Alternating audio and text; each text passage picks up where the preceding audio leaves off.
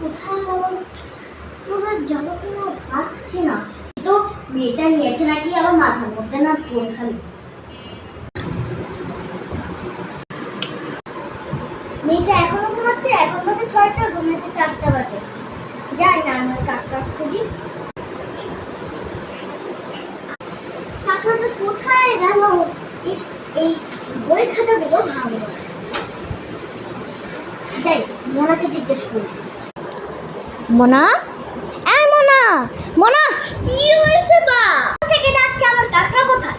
জানি না মা, যাও তো। দেখেছো মেয়ের কাণ্ড? নিজেই কাকড়া পরে আছে, ওখানে বলে নিজেই জানে না। কি আমার মাথায় কাকড়া? দেখি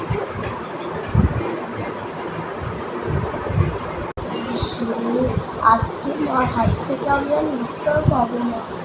এই না তোর মাথায় কাকড়া নেই, তো এখন কোথেকে কাকড়া পেয়েছিস? এতক্ষণ পর শান্তি পাচ্ছি। শান্তি। যাই রান্নাঘরে করি। আরে তুমি কোথা থেকে এলে? তো গেছিলাম রান্না করতে, তুমি হঠাৎ করে মুখের সামনে চলে আসলে। কে জানতো শুনি?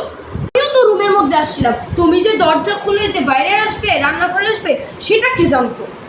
বেশি তর্ক বাড়িও না, আমি রান্না করতে যাচ্ছি। শোনো না শ্রাবন্তী, তুমি যখন রান্নাঘরে যাচ্ছ, তাই আমার জন্য এক কাপ চা নিয়ে আসো। দাঁড়াও, এখনই আসছি। আরে দাঁড়াও দাঁড়াও দাঁড়াও, ওই চায়ের মধ্যে একটু বেশি করে চিনি আর আদা দিও, তাহলেই হবে।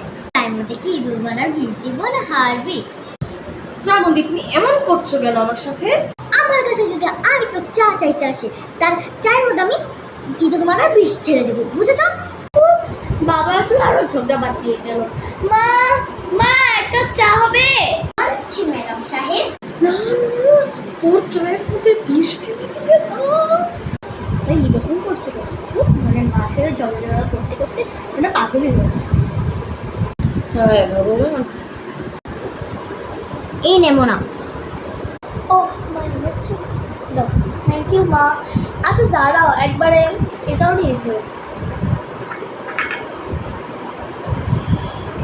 মা কি অমৃত বানিয়েছো।